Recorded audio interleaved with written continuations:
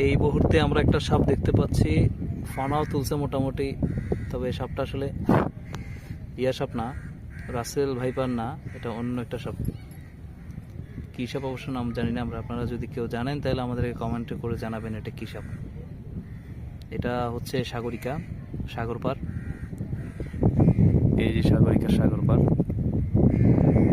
খুব সুন্দর একটা জায়গায় হচ্ছে এরকম একটা সাপ।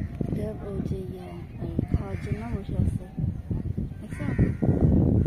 মনে হচ্ছে কোনো কিছু খাওয়ার উদ্দেশ্যে সে নাড়াচাড়া করতেছে, দেখতেছে। মোটামুটি রেঞ্জের একটা বড় সাপ।